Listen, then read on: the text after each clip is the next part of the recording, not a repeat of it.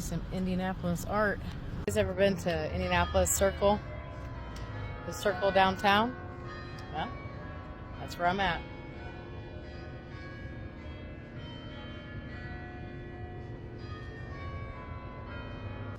Here, let me show it to you. You'll see the big giant racist ass statue that sits in the middle of our city. Here it is. Yep, let's get a closer look. See this is a depiction of a slave holding up shackles. Or it's really fucked up. That person, the slave, is on the bottom. You know, on the very bottom, he's the lowest person. Yeah.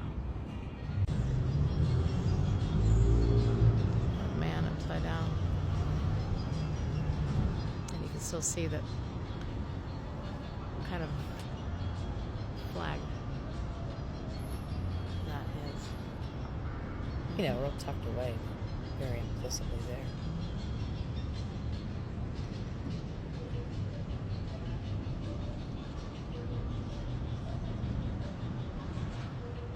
Can you see what kind of flag that is? So pay attention there that this says it was erected in 1887, and I'll walk around to the front of the statue here. I had a teacher in college tell me that this monument literally stood for an erasure of an entire people. Now, how does the date 1917 get on the front? It's because they're changing it actively, obviously. It's changed multiple times. Even though we still have the green man. Currently, the statue is under construction once again, and our state is spending over $7 million just on this monument.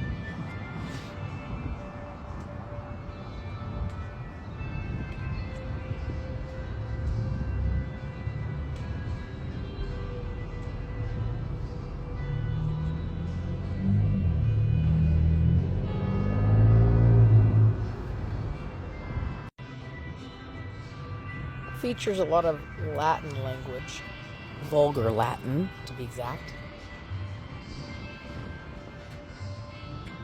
You see how they've imprisoned the bears.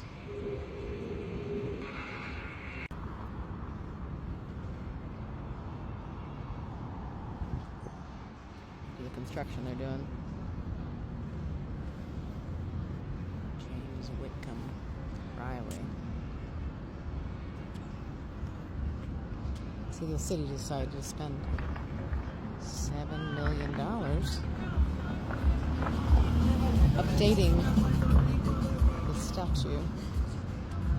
So you can see all the work that they've done. Looks like they're changing the look of it. Huh. 1861, 1865. Trying to see what's new. If you ever come downtown Indy, Rocket Fizz and Potbelly Sandwich is where it's at. You can afford it. This is the Circle. Just redoing doing a lot of construction on this giant racist piece of shit that's out here. You can see this installment was put in 2021. Always take note the link to the fact they have to write AIDS with LGBTQ. Usually all this is all filled with water, but due to the construction of these statues, it changed a little bit.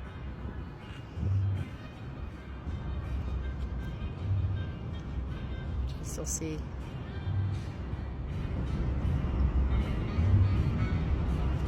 a lot of old Mithrin. And a lot more security, and you see the cameras all put up out here too for surveillance. It's a very confusing education that they're lumping together. But make no mistake, none of us are fucking confused as to what this is. I really wish more people would understand what it actually represents. There's lots and lots of signs all over the city.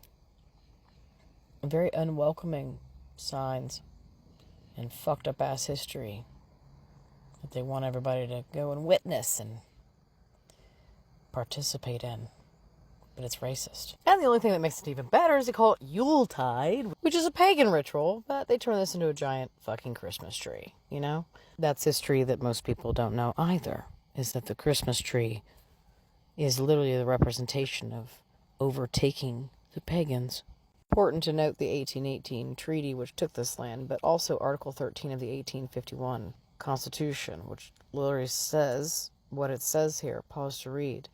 And this is exactly why people, when you ask them, they live in Indiana, they'll tell you that there was no slavery here. But they also have no idea of the colonization societies and their reach, and still today, the overrights of history, which mislead a lot of people.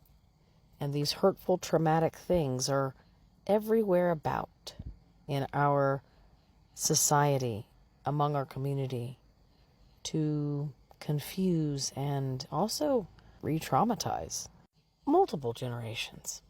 But welcome to the Hoosier State.